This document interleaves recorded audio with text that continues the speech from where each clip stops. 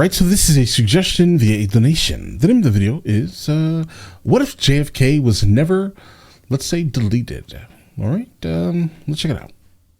And this is coming from the Alternate History channel, guys. John F. Kennedy is one of the most famous presidents in United States history. He was young and charismatic, and while JFK was quite a special figure in American politics, he was far more famous in death. The story of this man struck down so sudden in a public setting both horrified and captivated the world. Absolutely. Lots of people now ask the question, one that I'll try to answer as well. What if JFK was never assassinated? I've actually never asked that question mentally, but what if he continued to be president throughout most of the 1960s? What would be the effects on American society and maybe even the world? Looking back on the events of his presidency and historical facts, I'll try to predict how this alternate timeline may look if JFK indeed survived. Very when different, people imagine a world where JFK lived, it's basically a world where Lyndon Johnson was not president. When Kennedy was killed, LBJ was put into the presidency. While both shared similar domestic views, their qualities as politicians would create much different results for the U.S. So in this scenario, the most accurate thing to do is ask what Kennedy could have done differently that Johnson wouldn't have, while also looking at the significance Johnson played to shape America today. The 1960s was dominated with racial violence and the rapid growth of the civil rights movement. Leaders like Martin Luther King Jr. had been advocating for an end to segregation and other unfair practices since the 1950s. JFK sympathized with the struggle of the black population, even calling the wife of MLK after his arrest and then pressuring for his release. However, Kennedy was never truly vocal about it until the last few months of his presidency. Why was this? He was worried about losing the support of white Southern Democrats, focused on the upcoming 1964 election. When he did eventually speak up for civil rights, he argued the debate as a moral one, stressing that if America truly was free, we would treat every American as equal. Public segregation was still in effect across the United States, 10 years after Brown versus Board of Education banned it in public schools. Whites from both the North and South didn't want to integrate. His legislation, the Civil Rights Act, was not only to ban segregation in public, but to use the federal government to protect the rights of all races, genders, etc. However, he never got to see his bill pass as he was killed while he was in committee. It wasn't until LBJ's presidency the following year where the bill was finally passed. So, don't get me wrong, LBJ was solid, in a sense, right? For at least signing the Civil Rights Bill, absolutely, guys. But it definitely was not an easy thing, right? I do think with JFK, it would have probably been a lot easier to stop this absolutely ridiculous practice. It would have happened a lot sooner. Absolutely. On this alternate timeline where JFK never dies, what happens? The civil rights movement might have actually been set back. Why is this? JFK's relationship with Congress was rough to begin with. He beat out Nixon by the slimmest of margins in the election. He hardly related to the aging Congress, and by his death, his Civil Rights Act was in limbo in the Rules Committee, where it was basically held hostage, planned to never move forward. However, Kennedy's death changed all that. It removed a Northern Democrat from the office and replaced him with a Southern Democrat, LBJ. This fundamental shift, ironically, saved Kennedy's bill. Johnson carried the torch left by Kennedy, and he was much more vocal because LBJ was able to convince the Southern Democrats about minority rights than even JFK was. He didn't care about stepping on toes to do it. Just 5 days after JFK's death, LBJ rallied for the passing of the Civil Rights Act, saying that by not doing so would disrespect Kennedy's memory. LBJ had one thing Kennedy didn't: influence. He had history inside Congress and knew how it worked. He navigated around the tricks they would use. He used his famous Johnson treatment, standing over to convince or straight up intimidate to get those on his side, even telling one opponent of the bill, "If you get in the way, I'm going to run you down." And even after all the political games, navigations, and techniques by the Johnson administration, the Civil Rights Act of 1964 barely passed after 83 days of filibuster. In this alternate timeline, Kennedy would not have the political influence or power to push such a bill through. It took all the skill of a well-connected Southern Democrat to pass it. A disliked Northerner wouldn't have had a chance.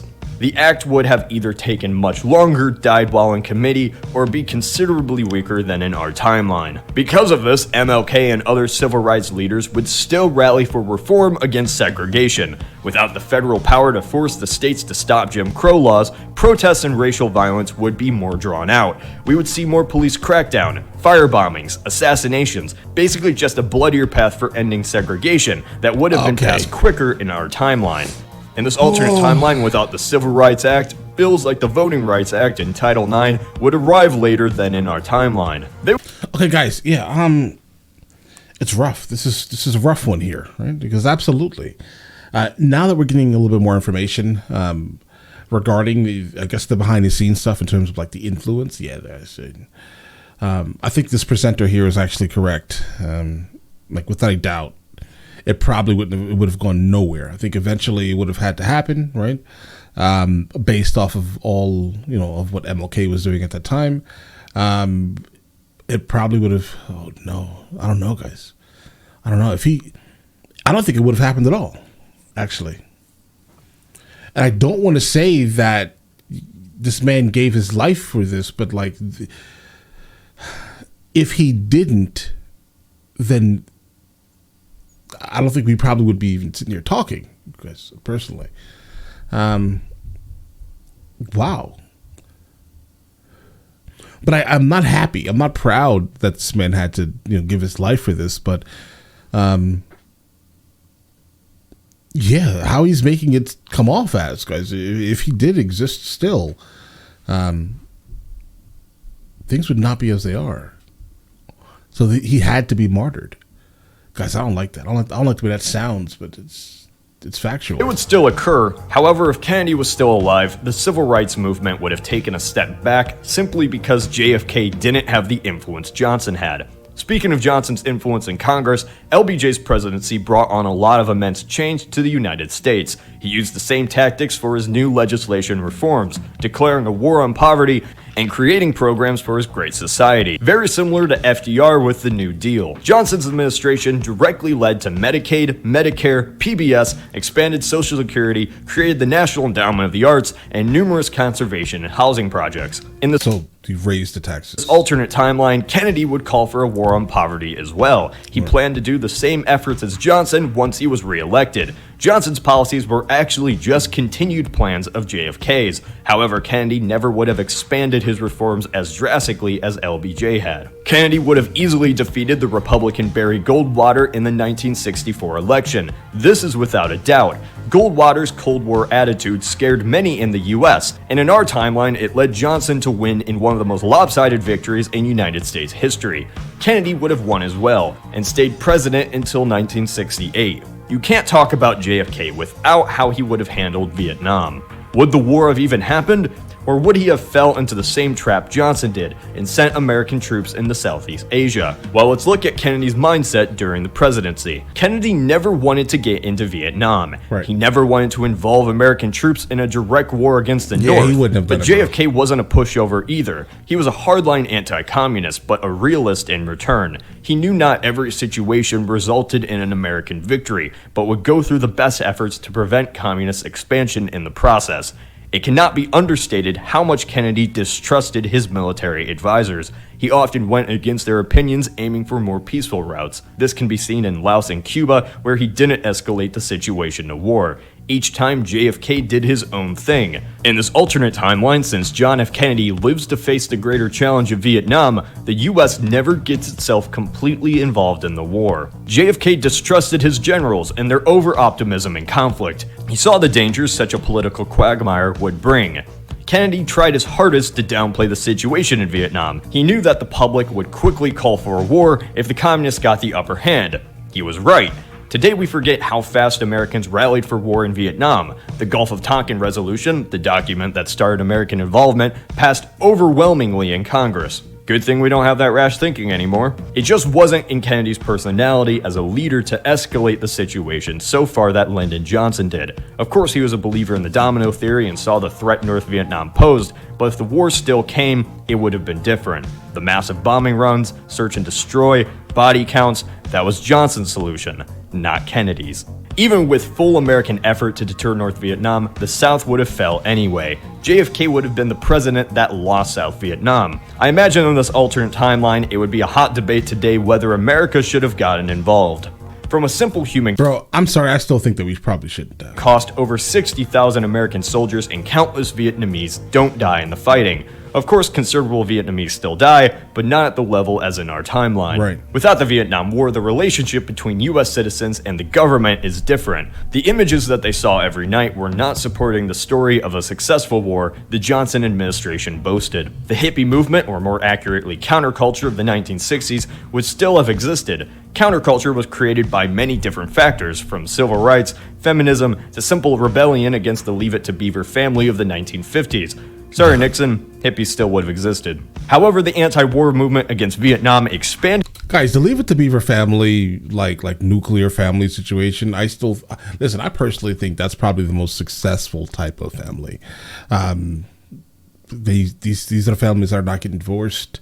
These are the families that are sticking together no matter what, guys.